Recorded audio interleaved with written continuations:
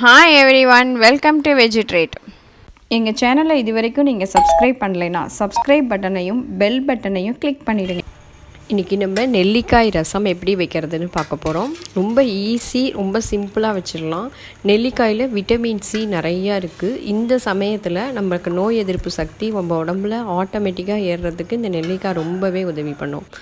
இப்போ ரசத்துக்கு தேவையான பொருட்கள் எல்லாமே நான் மெஷர்மெண்ட்டோட டிஸ்கிரிப்ஷனில் கொடுத்துருக்கேன், ரெஃபர் பண்ணிக்கோங்க. இது எல்லாமே தாளிப்புக்கு தேவையான பொருட்கள். இப்போ 1 டேபிள் ஸ்பூன் துவரம்பருப்பை இந்த மாதிரி நல்லா மசிய வேக வச்சுக்கோங்க. வேக வச்சுட்டு ஒரு 1/2 லிட்டர் தண்ணி ஊற்றி நல்லா கரைச்சி எடுத்துக்கலாம். பருப்பே தெரியாத அளவுக்கு தண்ணி ஊற்றி கரைச்சி எடுத்துக்கோங்க.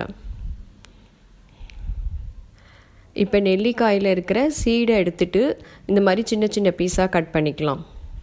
இப்போ இதை மிக்சியில் போட்டு கொஞ்சமாக தண்ணி ஊற்றி கரகரன்னு அரைச்சி எடுத்துக்கோங்க. இந்த மாதிரி அரைச்சி எடுத்துக்கலாம். இப்போ அதே மிக்சியிலேயே 1 டேபிள் ஸ்பூன் மிளகு, 1 டேபிள் ஸ்பூன் ஜீரகம், ஒரு 10 பல்லு பூண்டு. உங்களுக்கு பூண்டு ஸ்மெல் பிடிக்கலைன்னா இந்த ஸ்டெப்பை ஸ்கிப் பண்ணிக்கலாம். இந்த மாதிரி கரகரன்னு பிடிச்சி எடுத்துக்கோங்க. அவ்வளோதான். இப்போ நம்ம ரசம் ரெடி பண்ணிடலாம். ஃபஸ்ட்டு கரைச்சி வச்சுருக்கிற பருப்பு தண்ணியை ஃபுல்லாக ஊற்றிடுங்க. ஊற்றி ஒரு 5 நிமிஷம் கொதிக்கட்டும். அதுக்குள்ளே நம்ம ரெடி பண்ணி வச்சுருக்கிற நெல்லிக்காய் ஜூஸோடு கொஞ்சம் தண்ணியும் மிக்ஸ் பண்ணிக்கலாம். அதோடையே நம்ம பொடி பண்ணி வச்சுருக்கிற மிளகு ஜீரக பொடியையும் போட்டுக்கலாம். எல்லாத்தையும் சேர்த்து நல்லா மிக்ஸ் பண்ணி வச்சுக்கோங்க. இப்போ பருப்பு தண்ணி கொதித்த உடனேயே நம்ம எடுத்து வச்சுருக்கிற இந்த கரைச்சி வச்சுருக்கிற தண்ணியை ஊற்றிடலாம். இப்போ ஒரு 5 நிமிஷத்தில் ரசம் கொதித்து ஒரு நுரை பொங்கி வரணும். அந்த ஸ்டேஜில் நம்ம கேஸை ஆஃப் பண்ணிவிட்டு கருவேப்பிலை போட்டுடலாம். இந்த பாருங்கள், இந்த மாதிரி நுரைச்சி வந்தோடனே ஆஃப் பண்ணிடலாம். அப்போ தான் இந்த ரசத்தோட ஃப்ளேவர் சூப்பராக இருக்கும். நீங்கள் ரொம்ப நேரம் கொதிக்க விட்டிங்கன்னா அந்த ஃப்ளேவர் ஃபுல்லாக போயிடும்.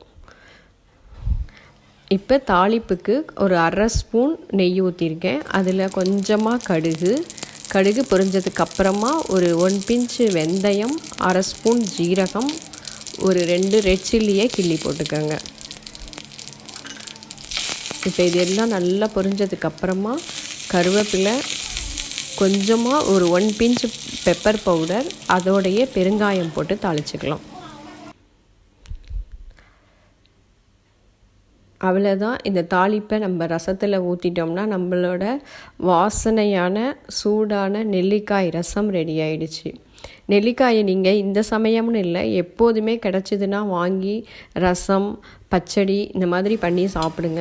நம்மளோட உடம்புல நோய் எதிர்ப்பு சக்தி ஆட்டோமேட்டிக்காகவே இன்க்ரீஸ் ஆகிடும். இந்த மாதிரி நம்ம ஃபுட்டில் சேர்த்துக்கும் போது இந்த கன்சிஸ்டன்சியில் ரசம் இருக்கணும். அப்போ தான் உங்களுக்கு ஊற்றியும் சாப்பிட்லாம், ப்ளஸ் டம்ளர்லேயும் ஊற்றி குடிக்கிறதுக்கு வசதியாக இருக்கும். தேங்க்ஸ் ஃபார் வாட்சிங்.